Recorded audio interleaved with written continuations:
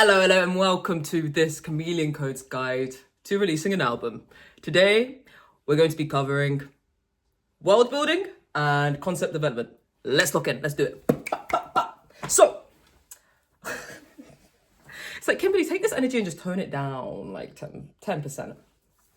So, first of all, I'm going to start off with what's an album, because there is a difference between an album and an EP and a single, for example. Single usually consists of like one track, up to 3, I would say. Then an EP is more like 2 to 4 tracks or 5 tracks, I would say, is an EP. And then an album is like, it's more of like 6 tracks or more.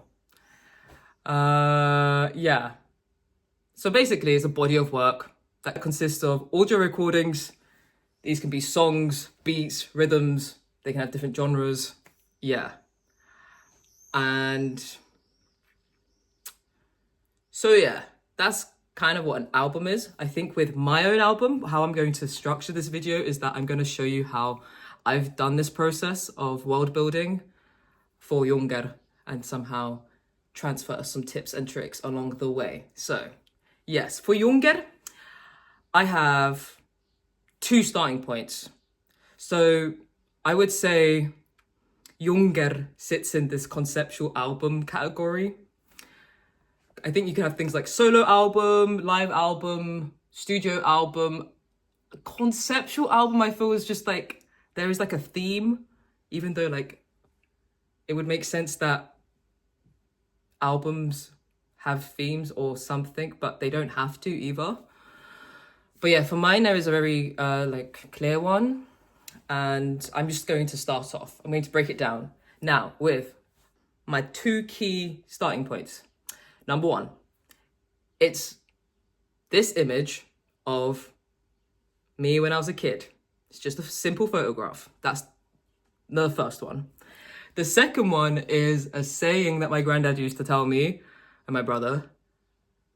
And it goes as follows. Every year I get younger and younger. Meaning, as I get older, I become more open with age, I get more playful, I feel younger at heart, yet wiser and wiser every day. So I'm trying to somehow bring this image and this saying together, and these are like my core pillars for my album. And then for Younger, yeah, I was just thinking like, it feels like Younger has its own world or microcosm. And so I'm like, throughout this process, I've been trying to find like unconventional ways of trying to figure out what this album is about. Yeah, and one of those ways, I don't know if it's unconventional, so to speak, but it's just a way, is thinking about Younger through the 5 senses. So what does it look like? What does this world look like? What does it sound like? What sounds are popping around the place? What does it feel like? So feeling is, I'm kind of like translating into vibes. Then I have, what does it taste? And what does it smell like? So I'm really trying to imagine how this album manifests beyond the ear in terms of just sound. So yeah. So using the 5 senses framework, I use every sense as a heading, and then I'm just like generating keywords, anything that comes to mind when I'm thinking about what Younger is, as within these parameters. And then I ended up going to a website like Pintrest, where I took these keywords and then I used those keywords to search for images. Eventually curating my own collection of images and ideas that help me resonate with what this world is like. And then the next step is that it happens on your phone. So on Pinterest, on the app, there is a application or a function called Collage / Moodboard, something like this. I have to give credit to my friend New Kid who showed me this trick because it's been so game changer for me. I use it all the time now because what it allows you to do is that you have a board, like a blank canvas, and you can place images inside and start to create like your own collage of those images that you curated. And as you're doing this, you can start to see different connections that are being made. Like you probably put one picture here and another picture there, and you're like, oh, I never thought they could be in relation to each other. And then somehow you're creating a connection between them. So for me, creating these mood boards are kind of like reminders of what my initial kind of impulse was when I was like trying to imagine what this world is like. And so at some point, I'm probably going to get lost and going to need to come back to my initial kind of mood boards, playlists, or kind of just revisit the first materials that I encountered with this album when in the incubator stage, when it was being born. So these mood boards and playlists and images, all of this are going to be kind of just like, kind reminders, anchors within your creative process. And they have been for me. And you can go wild with these things. You can make mood boards for every sense. You know, I could just do a mood board full of like different flavors and tastes and foods that I feel like relate to Jungget as well. If I want to, just for like inspiration. Like, for example, one of the flavors or the tastes of Jungget, I feel is like ice cream, but then as well, I have pickles. So to give you actually even a brief overview of actually what my keywords are. First one was like 90s. That's kind of like the overall, like the general, that's kind of like the era I feel I'm in.